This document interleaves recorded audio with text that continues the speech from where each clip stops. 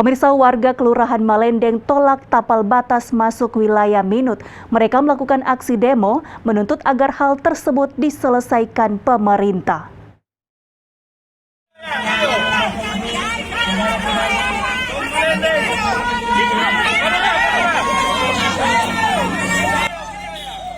Warga lingkungan 8 Kelurahan Malendeng, Kecamatan Pal 2 melakukan aksi penolakan tabal batas yang masuk ke dalam wilayah Kabupaten Minahasa Utara.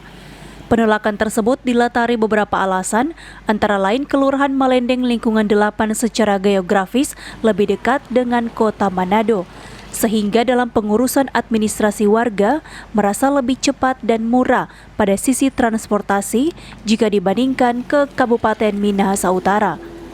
Selain itu, sistem zonasi pendidikan yang juga menjadi alasan mereka untuk menolak. Ke desa Sawangan sendiri kita 2 kali trayek. Iya. Abang ya? Ya, kita harus ke pusat kota dulu, baru mencari kendaraan ke Sawangan. Apalagi kalau kita melanjutkan urusan pemerintahan ke kantor camat, mungkin sampai 3 kali pergantian trek mobil. Dan apalagi kalau langsung kabupaten, maka itu yang menjadi alasan kami. Karena kami tahu di era sekarang, kalau ada yang bisa dimudahkan, kenapa kita harus persulit?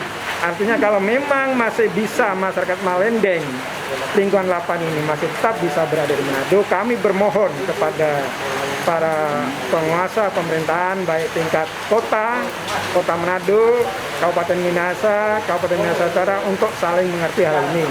Sementara itu, lurah setempat mengatakan bahwa tapal batas tersebut berdasarkan peraturan Kementerian Dalam Negeri. Yang mengatur tentang batas wilayah Kota Manado itu ada Permendagri 59 tahun 2014. Itu tentang batas wilayah Kota Manado dengan Kabupaten Minahasa, dan Permendagri 69 tahun 2017 yang mengatur tentang batas wilayah Kota Manado dengan Kabupaten Minahasa Utara. Jadi ada 2 Permendagri yang berlaku, yang menempatkan batas antara Manado, Minahasa, dan Minahasa Utara di lokasi tersebut. Sehingga oleh pemerintah dibuatkan tapal batas. Tapal batas berupa monumen, berupa tugu yang ada di lokasi itu.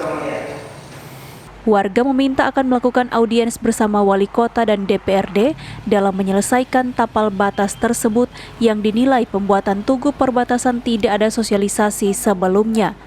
Opik Syarifuddin melaporkan untuk Kawanwa TV.